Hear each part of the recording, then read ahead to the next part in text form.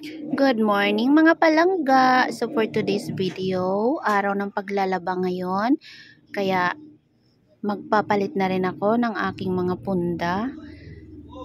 Tapos lilinisin ko na rin itong aking higaan dahil nga nilalangaw na ako. Oo, totoo talaga mga langga. Pag gabi may mga langaw talaga.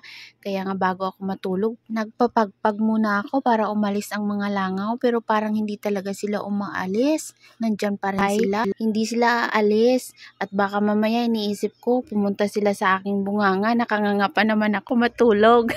Joke lang. Anyway, mga langga, sa tuwing magliligpit ako ng aking higaan pagkagising ko, naalala ko yung kasabihan ng mga matatanda na kapag ikaw ay gumising, kailangan bago ka umalis sa iyong higaan, kailangan nakaligpit ito. So, ayan nga, naalala ko yan sa tuwing nagliligpit ako ng aking higaan. Ikaw ba, naalala mo rin ba?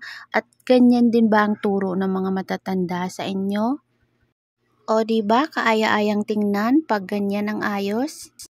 So ito na nga, sinunod ko na nga itong rep dahil nga kailangan tuwing umaga ay nakaayos din ito at i-check ko kung anong mga kulang at kung anong dapat kong ilagay dahil nga umpisa na naman ang bilihan.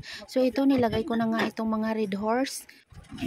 So isunod ko naman tong aking mga tinanggal na punda, mga langga, liligpitin ko na siya dahil para madala na ng anak ko. Ang naglalaba po pala sa akin ay yung aking panganay, si Rachel.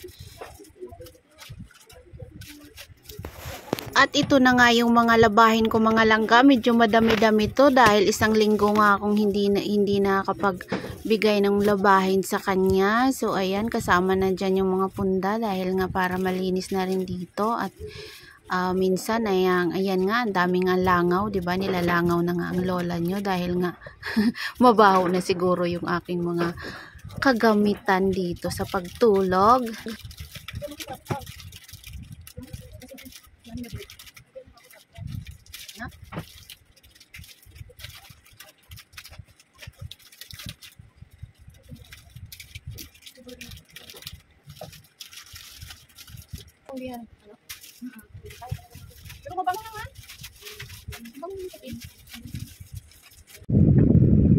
So ito na nga mga langga, tinutulungan ako ng aking panganay.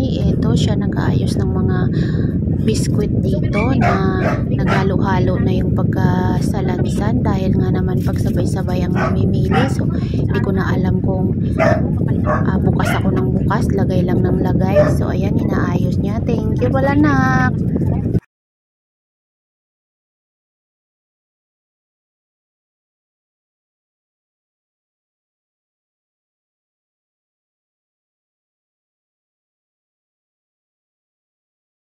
At eto naman mga langga, dumating yung aking kapatid at nagbigay ng ambag niya sa bahay kasi 6K yung aming bayarin sa bahay dun sa kabila.